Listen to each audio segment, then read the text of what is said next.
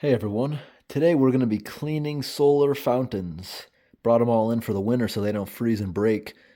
Even the models that survived last winter, I'm bringing them in mainly just to clean them and then I'll put them back out in the spring. This frog here I bring in every single year because it is ceramic and it might break in the winter. And I just use them as a decoration in the winter right now. This is also a decoration out in the garden that might break. I think it's a vase. Meant to be a vase, but it's a watermelon. So this guy, when I picked him up, he was full of like carpenter ants that were half in hibernation. And he floats, look at this. And he's farting, look at that. He just keeps on farting. Oh, all done.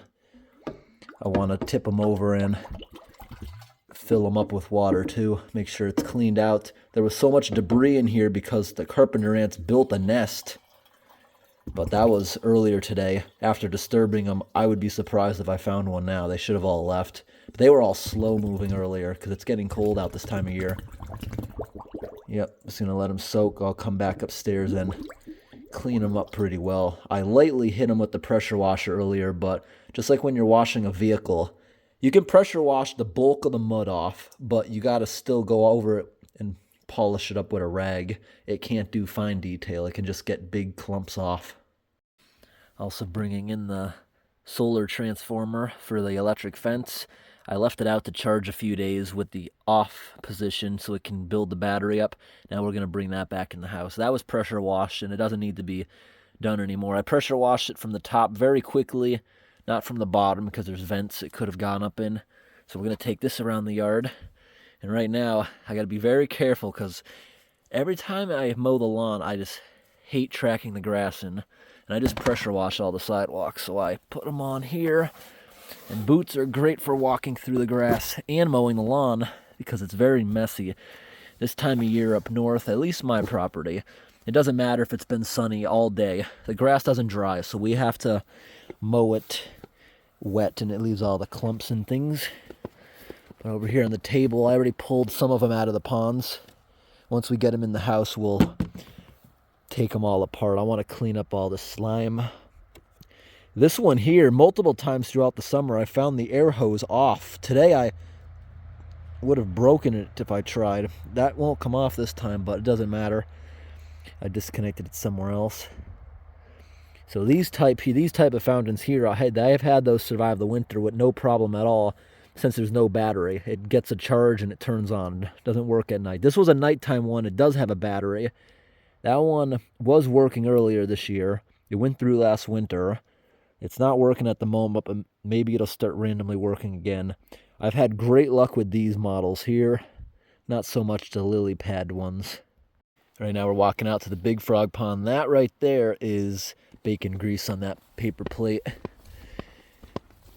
Don't want it to go to waste, so hopefully the raccoon or somebody will lick that up. They're all trying to put on weight this time of year. So now we're down here to the big frog pond. Here we got some solar panels that we gotta go ahead and take apart. So this gigantic one here goes to a really big solar pump, air pump. So I'll disconnect that in a moment when I got two hands. Now, throughout the year, I try to pick these up every now and then so it doesn't become horrible. See the wire here, how it's stuck down inside the grass? See, it's really not that bad right now. But if I never picked this wire up once, it would be stuck in the overgrown grass as the grass slowly buries it. See how easy it's coming out? If I hadn't been touching it all year, there would have been problems. Like, I just had to mess with a few that you saw over on the table. They had never been lifted all year. And look at these. These, I don't believe, were lifted once. The airlines, there's 5 airlines here. What I think I'm going to do to make this easy, I'm going to go ahead. Oh, and this thing, by the way, worked really good. If you had a shady pond, it would be fantastic. But even in the shade, it worked pretty moderately. So I'll just disconnect those, and so I don't have to rip them out of the grass or chance pulling them and losing my air stones. I'm going to go down here, try to grab it. I see some tadpoles. Most of the frogs are already in hibernation because it's too cold, or they're bouncing in and out. So good thing I got my boots on. Got the shallow shelf on the pond. So I'm just gonna go ahead and grab all the air hoses, and I pull them out nicely. One more. Nice. Look at that. We got all the air stones out.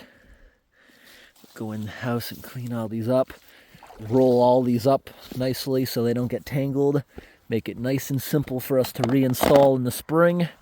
The reason we need the aerator, because right now this is self-sustaining. We don't really need it at all. The reason for all this is back in the spring there was probably tens of thousands of tadpoles we brought home from like 10 minutes down the street, and hear the traffic that's always in the background of my videos. I live next to the highway, and the frogs always lay eggs in the drainage ditch, which dries up in the summer. They always lay their eggs like in the spring melt water. And if we didn't grab the eggs, they'd die. We bring them back here, and in the wild, I think like 1% of frogs actually survives because they're a prey animal. It's normal. Everything eats them. Like 1% lives to reproduce. Only a couple percent even turns into a frog. But I'm confident we actually got that to like 20% maybe. We also increased the snake population around the yard because of all the frogs around. Now we're going to pull in a fountain. These are the reliable type I like, with the physical wire going out to the lily pad. This one's nice and clean. I actually saw this one operating today, and there's a slug on my finger. So this one I know is not clogged or anything, but we're still going to put it away for the winter. And when we get in the house, we're going to disconnect all of these. You don't want to leave this, because if there's any sort of light throughout the winter hitting this, you'll be dry running the pump. It's okay to do it for a little while. If you take it out of the water for 10 minutes or so to spray it out, it's not going to burn it out. Plus, those things, like I said, they went through the whole winter before with the impeller frozen, and it was probably getting power, but it wasn't spinning dry. And here's one more panel. That last panel you saw me grab that looks a little different is supposedly a few volts more powerful, and I don't notice a difference in power at all. I really don't. I thought a bigger panel would mean, because it's the same exact pump, I thought maybe it would run better in the shade, because in the shade it builds a charge. It'll turn on for like 30 seconds, shut off for a few seconds, turn back on. Thought maybe it would have been continuous, but it doesn't matter. Now we got to go. What just went down in my shoe? Was it a bug? Now we got to go out in the woods and grab one final one before we head into the house to start cleaning. Now we got to head out into the woods. We keep getting nights that are down like 34, 35 degrees, and I don't think we've had a frost yet. I still got things growing. Amazingly, just in the past 2 weeks, maybe the cold weather is telling some of my vegetable plants, this area stinks. Bigfoot's out here maybe. Oh, it really stinks. Why? Oh, what was I talking about? I don't remember what I was saying. Anyways, we're going to come back out here. Oh, yeah, I was talking about, we haven't quite had a frost yet, I don't think, even though we got within a few degrees of one. Like the next half a week or more, there still won't be a frost. But next week, we got a night that's going to be like 28. There's a chance of snow. It's still warm enough, I think it would have to come down so heavy to accumulate. And even if it did, it would melt immediately this time of year. Not cold enough yet.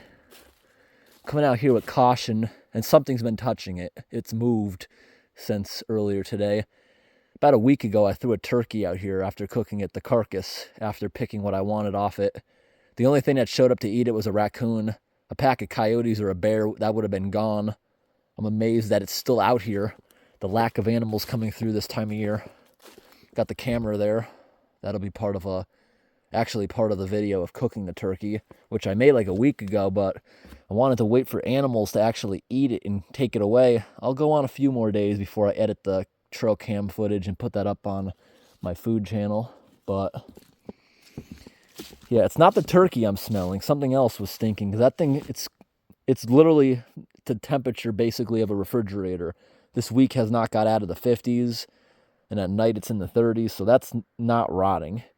I left this out here because I thought a hungry animal was going to come by and lick this whole thing clean before I brought it in to actually clean it. But there's carrots. There's nothing wants the carrots, it seems. That big pile of mush got ruined in the rain. That was goat dewormer that I looked up, and other animals could eat it safely, and maybe it would help them out. That's not just medicine. It's like a pelleted food, but you're supposed to give it to farm animals. Yeah, something's been munching on that. Maybe even right now that I scared it away, but that's not what stinks. Something else stinks out here. Anyways, we came out here just to grab the fountain, which is not clogged or anything. Did I just turn that on with my light? No.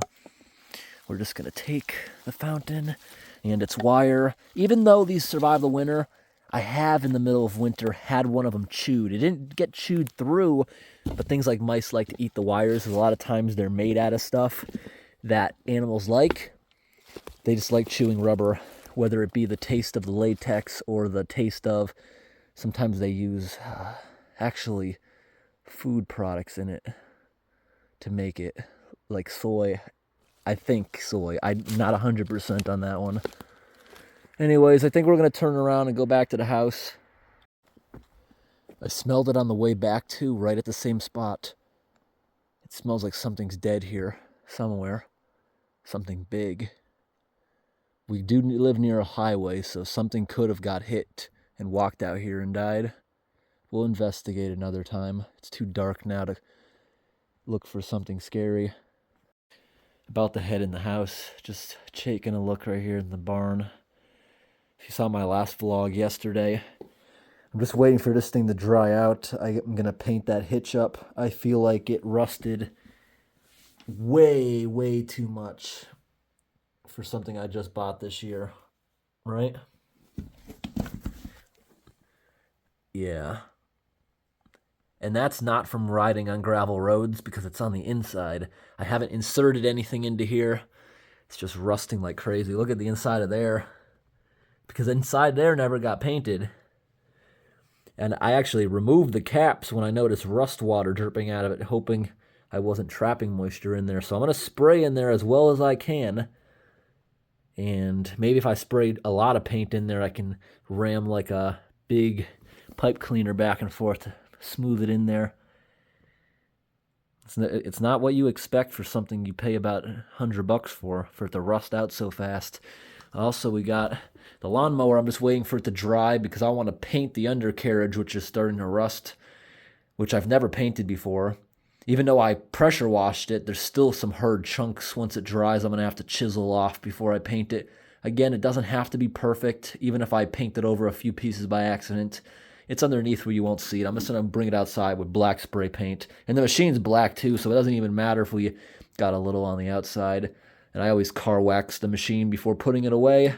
Helps preserve it, I feel. And that one over there will get car waxed. Actually, I should car wax that one. It'll help the snow fall off it and not build up on the snowblower over there. If that was you out there, Bigfoot, I don't mean to say you stink like a dead animal. But I smell something out there. Really gross. It may have been just Bigfoot waiting for me to leave to go back over to that turkey. Back in the house. That's a really big stack. I don't know how I thought it may have fit in this. But I'm going to go ahead and grab a few milk crates that we're going to put the stuff in as I clean it. Some of that stuff's very dirty. I'm going to unclog it because it'll be even worse if we let all that sludge harden on there. But now it should be very easy to just scrub it off very simply over here in the sink. And then we can, yeah, those are the milk crates up there. That's what I'm looking for. Go ahead and grab them. So I'll give you guys a close-up look as I'm cleaning these. I remember back when I used to make videos of cleaning fish tank filters.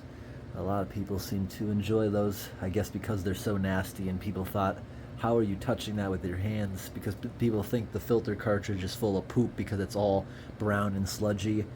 Now, the filter will suck up any debris in the water, including poop, but it's no longer poop at that point. It's already broken down, so it's just sediment.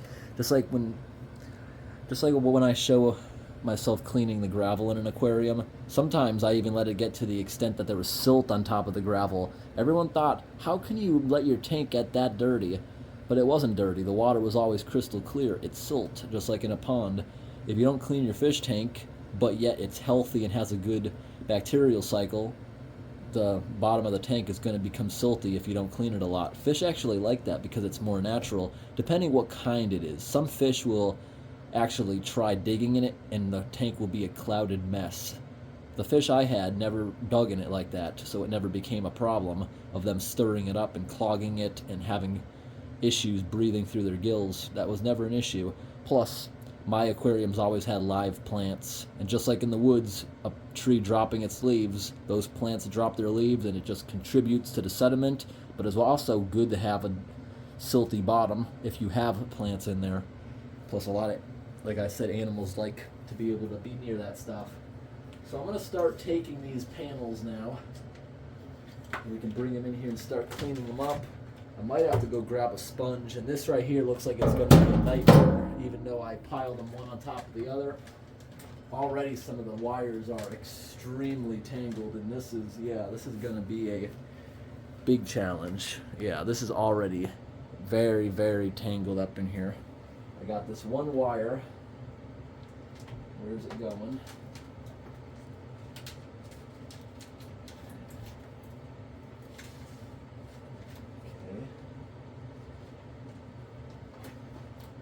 Hopefully the rest aren't tangled like this. Alright, we got that one out. That's a pretty gross one right there. I'm just going to try to scrub it off with my fingers, but I think I better go grab like a clean scrub brush. Do I happen to have a scrub brush down here? I don't think I do. I want to go grab a sponge or something. And we'll just go ahead and clean them up a bit. This is one of the worst sinks. I mean, the faucet is horrible because you go ahead, you get it to a nice temperature, and somehow it suddenly gets cold. This here, it's not moving, but hear that? It's slowing down and shutting off, but how? Yeah, it's already cold. How does the hot water just shut off completely like that? It's cold now. And you can tell it's slowed down without touching anything. It's weird. If you mess with it a couple of times, it stops doing that. I used to think it was the increase in temperature, like making something move as it expands, but even now if I shut it off and turn it back, it'll do it again. Oh, come on. Look at this. Look at him, he perked up fast. Look at him move. That guy's moving fast, he's scared. That's a slug. The guy's moving on my finger very fast. We'll throw him back out in the yard. Oh, but this guy's moving fast. He's going to get out of wherever we try to throw him. Oh, there's another one too. I wonder how many of these guys we're going to find down here. Look at this. Slugs, if you touch them, they will leave your hand an extreme mess because they're so slimy. It's hard to get the slime off. But if your hand is already wet, their slime's not a big problem. I think slugs are kind of cute. It's just like having a pet snail. I've kept these guys as pets, feeding them lettuce and other things. And they even laid eggs. They didn't hatch, though. I just hate these guys in the garden. My garden outside this year did well because I used slug pellets to kill these guys. Every other garden I grew was supposed to be organic, no insecticides or anything. Not a single thing survived. The slugs just killed everything. But I don't have a garden anymore. Actually, I do, but it's about to get killed by a frost, so throw them outside. They didn't fall far. The ground is like right here, if it looks like I dropped them. Okay, go back over here.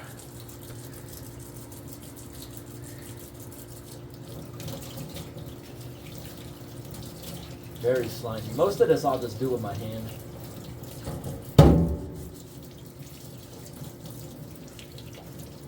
This is like a piece of foam. They don't have to be perfect at all. And here's the grate. If I get my fingernail under there, you gotta get your nail in there. They just don't come off. Yeah, it's easier to do it right here by the pipe for some reason. And it doesn't have a slot or anything to make it easy. It's just how it is. So I don't know what these are going for right now on the internet, but they're in my Post 10 store if anyone's interested in that, buying these. My Post 10 store is not monetized. It's not an affiliate link. I tried that a while back, but it didn't work out. No one used them. But anyone's interested, you can go to my Post 10 store on Amazon. Right, us threw the stuff together in a place people can find it. So now we go ahead and disconnect this right here. Doesn't matter if water gets in the terminal, it'll dry before we put it together, but there's already a little teeny bit of corrosion, so the rubber gasket didn't do an awesome job, but it never stopped functioning. So let's go ahead and just wind that up a little bit.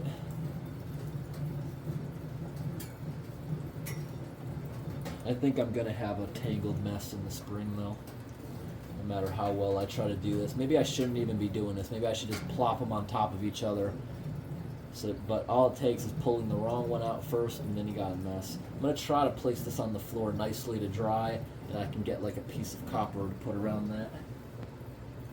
I have so much copper wire I've saved from electrical projects, and I always think I'm gonna use the scraps for something, but it's never convenient, and I never know where it is, so use them for something else other than electric. Wow, this cleans up so nice. It's so satisfying cleaning the algae and stuff off these solar panels.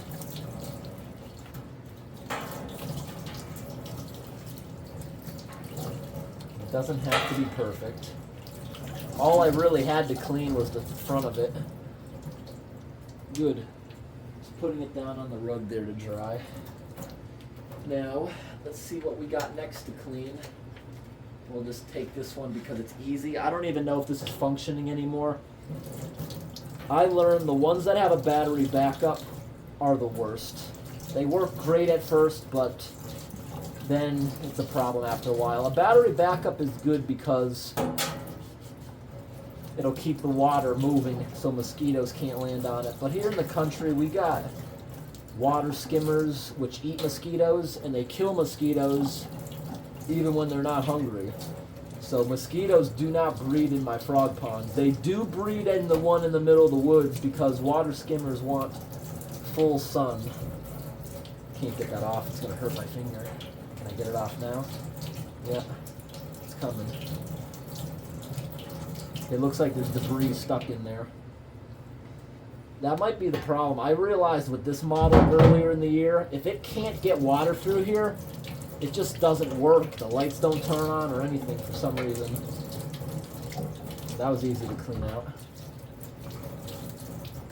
But still, even though this thing's broken or not working, the frogs still use it as a place to sit.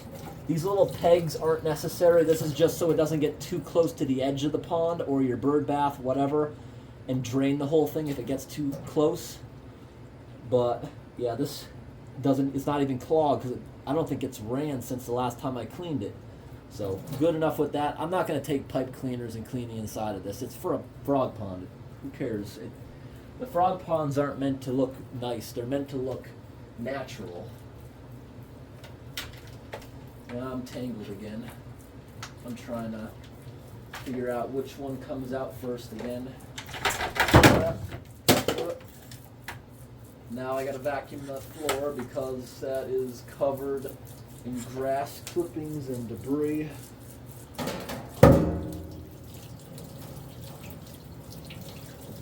Until right now, it's actually raining. It just started raining. When I was out walking in the woods earlier, it was sprinkling. Now it's raining. Good. I want the grass to grow in a little bit before we get a freeze because I hate the grass that I can't help but track it in. It just sticks like a ½ inch thick of it to the bottom of your shoe. Taking apart another panel.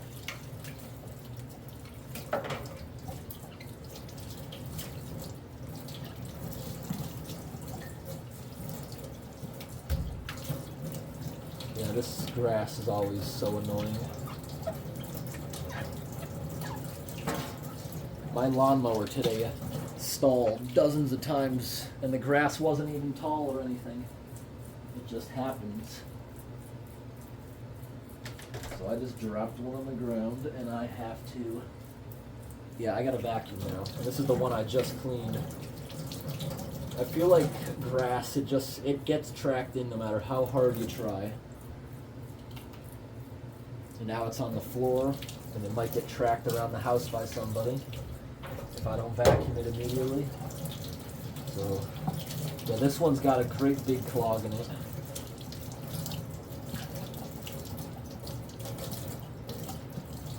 There's debris in there. I don't know if I should be zoomed in more or not. Part of the video at least, I'll leave it zoomed in.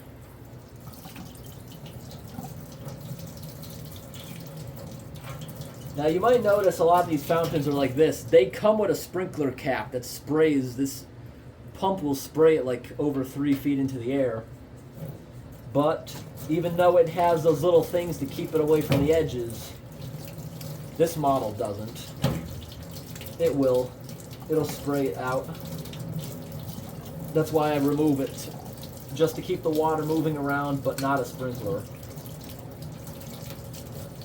You can also take this and put a hose on it to run a fountain. You don't have to have it floating around. You can run a little fountain or a waterfall. I have a moss filter that I'm using one of the pumps for. Not one of these pumps. I have a really tiny one that's just trickles so slightly you can't even notice it. There's a bunch of grass here that grew up through this, and I just ripped it out of the grass.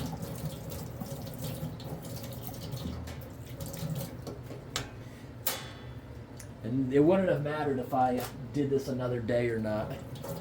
Mowing today is not the reason I have all this grass. It's from ripping it out.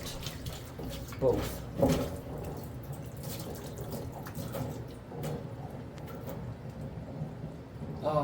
And I'm like not even close to being done with this stuff.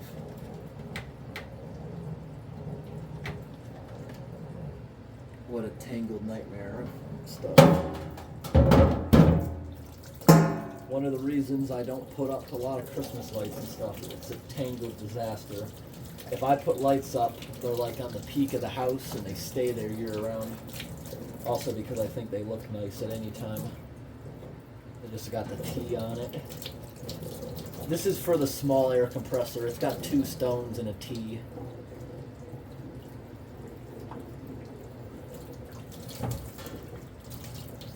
This is like the dirtiest one. But this slime I thought looked really cool. It was vibrant before the colder nights started killing it off.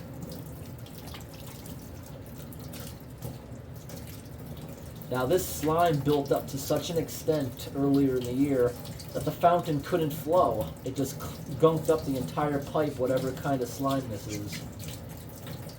We just jammed a stick down in there.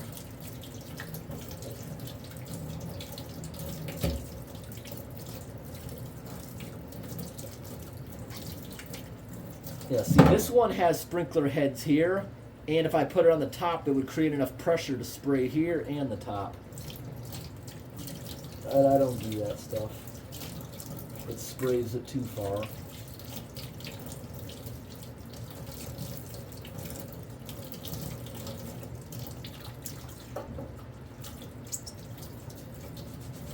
Clean enough. I don't have to get it all off.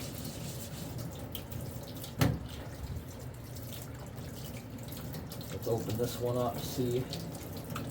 It's got a little bit, but it didn't really need to be cleaned out.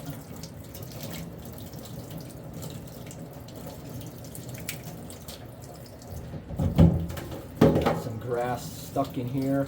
Look at that, it's even ripped out by the roots because it was growing up through this. I set these sprinklers up when I planted that grass. That pond, I just installed it this year and had to plant grass, so it just grew through it. Yeah.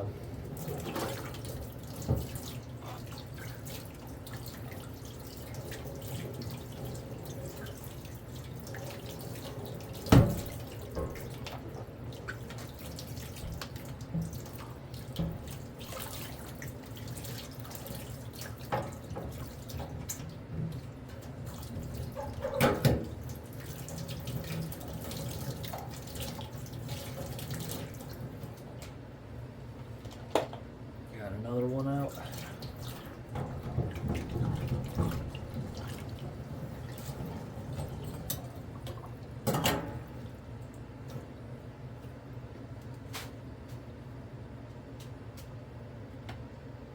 Now this is the solar panel that runs that air stone with the T. Just cleaning its panel off, that's all it needs. I don't know how long this will last. Look at this. They didn't even use stainless steel screws. It's already rusting, so it's still working and functioning though. Is it off?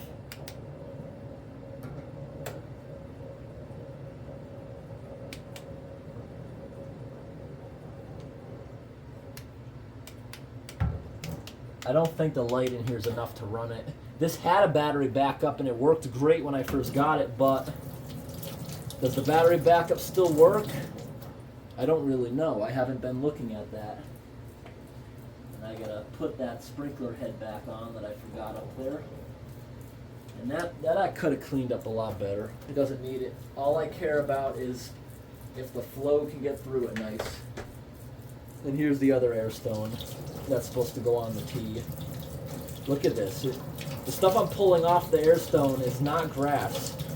It's the roots of the cattails trying to get in here. I put cattails in that little pool, just a few, and it like took over the whole pond because it was full sun and lots of pollution from all the tadpoles that were living in there. It thrived on all that. Did extremely well. I put cattails in my big pond, but I quickly removed them when I found out cattails are so invasive and their roots can go right through liners.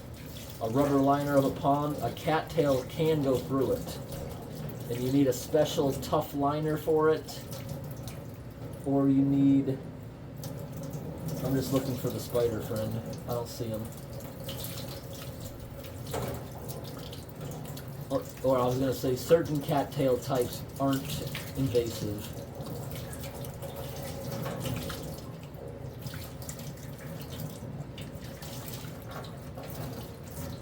Clean enough. Disconnect the panel. Now these panels are all the same. It doesn't matter to me which one it goes back to or not. Now I'm reaching around. This is the one I just pulled off of that panel, and it's got a good clog of pine needles in there. Let's get that off.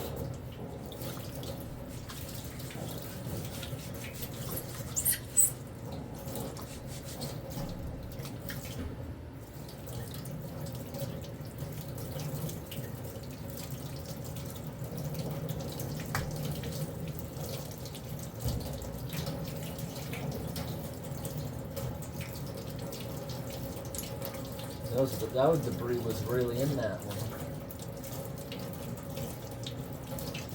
Now, if you have a lot of debris where these things are clogging up like every couple days, you can simply take even a sponge like this, not too tight with a zip tie, so it gets a bigger surface area that has to clog. Or like Home Depot, they got furnace filter cartridges that are made out of plastic, which work extremely well, I've noticed. You can cut your own filter cartridges. I haven't bought an actual filter cartridge for an aquarium in years. I make them out of that. I've never found charcoal in an aquarium necessary. Completely unnecessary for anything I've ever had. I've never had a pollution problem in my tanks, and I tested them all the time. So you don't need the store-bought ones if you're doing water testing all the time. The store-bought ones have charcoal that helps absorb pollutants in the water.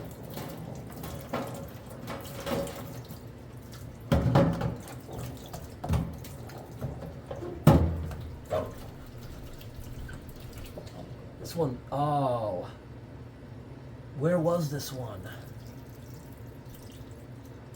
This wasn't even under a pine tree. There's pine sap all over it. And it's so sticky. There's not much that gets pine sap off. Like I'll just leave it. Now it's all over my fingers. Let's try to get some. This is scrubbing compound to get like oil off your, or greasy things off your hands. It's got like sand mixed in with it, so it's very rough. It helps grind that stuff away.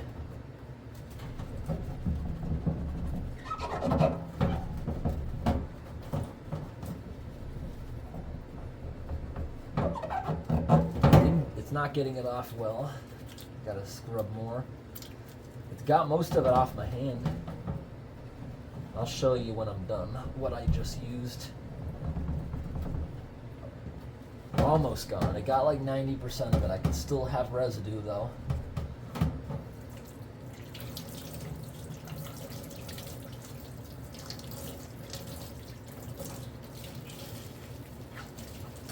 I know someone's gonna complain about this. In a big pond like that, this won't matter. If a little bit of soap residue gets in there, it really won't.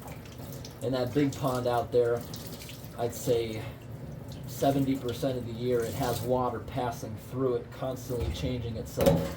Because the water table's so high that this basement would be full of water. A lot of times the water table is higher than the floor, so I had a pipeline dug. Thankfully I had enough hill to do that. This one's not clogged. So 70% of the year there's water coming out of this basement, and it's going to the frog pond. The frog pond, the big frog pond, was actually created because of the pipeline. While the guy with the excavator was here, I asked him, how much would it cost you to just dig me a big hole until you hit the water table? And he said $500. So we dug down. That was in the middle of summer, the driest time of the year. He dug down 4 feet deep or so. That's the depth of the pond right now. And he finally hit the water table. And he left me a big hole. My hope was it would stay full all year. The dry time of the year he had to dig 4 feet, which wasn't feasible because of its location. To actually dig it out further for it would be permanent. Plus, I don't trust that these days. All it takes is a big drought and it kills everything in the pond. So I bought a liner. My only regret with building my pond is I shouldn't have made it 4 feet deep. It's good that it's very deep because it cannot freeze solid. And it keeps things inside it alive, but I feel like it's a little bit too steep. Like the sides could cave in, but it's been out there for about almost 2 years now, and you know the weight of the water has been packing it, so the longer that pond is there, the less and less likely that'll ever happen unless the pond is drained. Like if I tried to drain that pond while the water table was high, the sides would push in. Like on YouTube, I've seen videos of people cleaning swimming pools who don't know what they're doing. They'll empty an in-ground pool when it is got a high water table, and the water in the pool was the only thing keeping it stable, so the walls just crush in. I think it's too cold here to ever even think about building a pool, but if I ever did something like that, I would make sure I had enough money to overbuild it where it couldn't push in like that, and make sure it's heavy enough that it couldn't float. I've seen swimming pools also start floating, like the whole in-ground pool, even though it's made out of concrete, it'll start floating like a boat in the ground. Alright, got the big panel cleaned. We're almost done. Got the stake right here to keep that big panel at a 45-degree angle towards the sun. And the last thing we have, well, no, we got air stones. This thing right here is the air compressor. You see it sucks it from here. It's waterproof, so I can clean the top of it safely. It's meant to be rained on. As long as we don't have it upside down here in the sink, I can clean it up. And underneath, I'll just do that with a sponge so we don't get anything in there. And then this thing will have all winter to dry itself out. Right. I think I still got to disconnect it from the panel. This one doesn't take much sun at all. That's why I put my ear against it to see if it was functioning. Unfortunately, actually, it looks like it's got filters in here. Like if I pulled the screws, there's filter cartridges to replace. It's a little bit clogged on the edges, like there's mud in there, but the majority of the filter's clear, so I think we're gonna leave it for now. But if it ever started not working, it looks like there's filters. But this thing worked awesome, but actually, it does a very good job. If you have a big pond, it did a good job. But it was pretty expensive. It was like $170, I think, this really big solar pump, while the other one was $30. But again, you get what you pay for. The $30 one is already rusting. It's showing signs of decay. This one actually got stainless steel screws, so this one might last a long time. The other one was a knockoff brand from China, and that one's a name brand right there. Now, we don't have to clean these very well, the air stones. If you go in the pet department at a store, they actually got a solution you can put these in, because over time they'll clog up and stop functioning, the air stones. They're still functioning now, but you also got to think about, do you really want to take the time soaking them in a solution? I could replace all 5 of these for like maybe even $5, $6 on the internet and just replace them every year rather than going through the hassle of cleaning them. But if you have a really big air stone, they can get pricey. They have big air discs, giant long air stones in aquariums. You might pay $50 for those, and those ones I would say are worth cleaning. These teeny ones, probably not. Probably not worth it. Clean the sink out. I did not find another slug. I'm not using hot water, so if there does happen to be a slug in there, he'll probably crawl out of the trash, but I don't think there is one.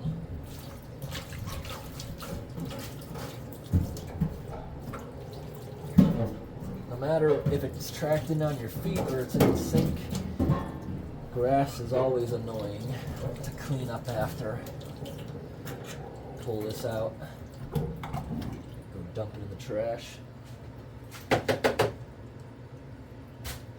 Attracted enough grass to clog the sink up twice.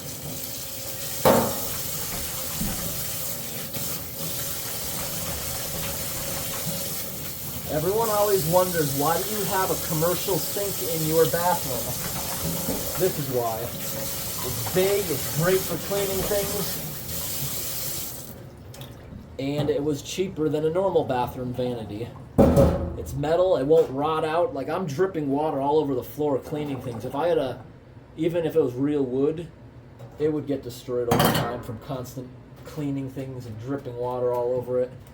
But this thing on Amazon was like $170. A vanity would have cost $500 or something for this size. Plus, I don't want a tiny bathroom sink. This is also a basement. That works good.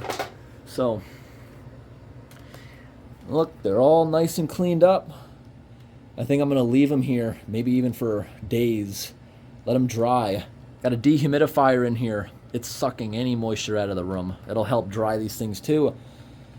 And then we'll put them into a nice bin. Not back in that bin. I have some big clear Tupperware bins that are unused. I can go grab one of those. I was originally going to grab one, but I got to move things to get to them. Yeah, they're nice and clean now. Not like from the factory, but way cleaner. We'll just let them sit there and dry. Then I got to vacuum. There's a lot of grass on the floor from the one I dropped. We'll vacuum this up in a few days. And maybe this month we'll get the wood stove going. I know you guys like seeing a lot of videos of that. First thing we got to do with this wood stove is use the ash bucket. That one right there is for like feeding animals. That worked really good. It's seamless, the whole thing. That was a good ash bucket. But I recently bought this one at Walmart, which I think is good too. The lid goes on, turns, and locks, which I think is safe. A lot safer than accidentally tripping on the stairs and dropping a whole bucket of ash and burning the house down. If you tripped and dropped that while it was locked, something might come out, but it would be manageable at least. And it's a lot bigger. I bought a metal bucket like that at Home Depot. The employee was like, oh, we don't have any of the covers still left in stock. But I bought one, brought it home, found out the seams, they weren't crimped. They overlapped and were hot glued. First time using it, it melted all the hot glue and I returned it immediately. That was so stupid. Why would they make... They waterproofed it with hot glue. It wasn't made properly. This is made properly. It's crimped and soldered on the inside. Now, if you left hot ash in there, it would melt the solder, but it's at least crimped. It's not going to open and fail. But the first thing we got to do is remove the ash in there. The best thing for operation is you want to leave a little bit of ash in the bottom of your fireplace, whether you have fire bricks in there like this one does, or it's just bare metal belly, because it's insulation from the fire. It will prolong the life of your stove and the fire bricks inside. So that's a good thing to do. We got to shovel that out first, load up the fire. That's going to be one real hot fire. That's been in here with the dehumidifier all year. That was seasoned last year. Brought it in here, and that dehumidifier, that's going to burn really good. And everything this year is covered really nicely underneath. I just placed metal roofing over the square stacks because this year I'm a lot better at this, because last year was my first year heating with wood. This year we now got log piles. Last year I was stacking them in rounds like this, so it's like pyramids, and you can't stack much when you build it like that. This time I crisscrossed the logs onto pallets so they're stacked square, and I was able to put metal roofing over the top of it, held down with some bricks, so snow and rain doesn't directly get on them. I have a massive pile that's completely covered with a tarp. We can slowly slide or curl the tarp up over it as we're taking stuff. And I got a couple uncovered piles, but that's more intended for firewood, for outdoors, not indoors. Yep. So this year should go a bit better now that we are doing it a little better, because it's got to be covered well. Last year, it coming in wet's not a good thing. Eventually it led to a chimney fire, but it doesn't matter. This system I have, even the stove company said it will just burn itself out. The only risk would be it like hot embers coming out of the top of it and landing on the roof and starting a fire. But if there's snow on the roof, the stove company said it'll just burn itself right out. Like, as soon as I noticed there was a chimney fire, because I was looking through this window and I saw like embers falling outside there because the whole chimney pipe was on fire and running like a rocket. Because when you burn wet wood, it creates condensation in the pipe, and all the smoke is sticking to it, building itself in, and it becomes flammable and eventually lights up. And yeah, I took a fire extinguisher, jammed it up the pipe. Within 10 seconds, it was completely out. That worked awesome. Just jammed the fire extinguisher up inside it. And yeah, this stovepipe, they told me, can withstand 5,000 degrees. So they said there was zero damage to it, and they said you didn't even have to call us to come out and clean it or even inspect it, because they said by the time you use that fire extinguisher, it was like 99% already burnt out. And they said if you didn't notice that, you would never have known it even happened. But still, that happened because we were bringing wood in that wasn't covered. I brought it in here to dry for a few days, so it was dry to the touch, but not internally. So that's why it is very important to cover your firewood, no matter what type it is. But we know that now, and all's good. Plus, up where I live, it's highly unlikely I would ever run this thing without snow on the ground. Like right now, it's getting chilly some nights, I've turned the furnace on just I think twice so far this year, just at night. It's not worth starting this thing up because this thing will just cook the whole house when it's running. This is a catalytic stove, meaning it has to be running a certain heat to function properly. You can't run it extremely low, I realized. But once we get consistently temperatures below freezing during the day, this thing, I'll have it running nonstop. Last year, we cut the diesel consumption for the furnace down by 90%. This year, I don't know if I'm going to be that on it like I was last year, but we'll still run this thing the majority of the winter again. And I hope today's video was interesting, everybody. Thanks for watching and have a great day. I guess I did forget to show you something. And I still got to clean that out. And there's grass here, I'll vacuum that up with the floor. This is what I was just using. It works great for taking stuff off your hands. It's like full of, there's sand mixed into it, so it's like a good scrubbing compound. Orange and citrus always works really good. This stuff here is also not a bad choice, but honestly, this bothers my nose so much. It's so sweet smelling that it's just overwhelming. It's completely full. I'm probably gonna just give that away to someone who wants it. It smells good, but it's overwhelming. I'd compare it to this, like, it's maybe 2-3 times as strong as the bright red cherries you put on sundaes.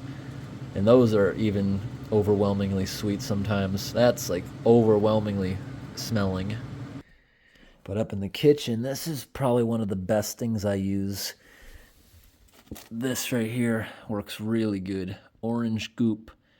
This works so good that next time I'm going to get the big container of this stuff. This is my favorite stuff. It doesn't have the scrub in it, which, depending what you're using it for, the scrub one is actually better. But this one smells the best in my opinion. You can also get the old-fashioned goop, which is like a tub. You just reach in and take a little bit. My dad used to show me that all the time. I haven't seen that in years in the store. This right here is not for your hands, but it does work good on your hands.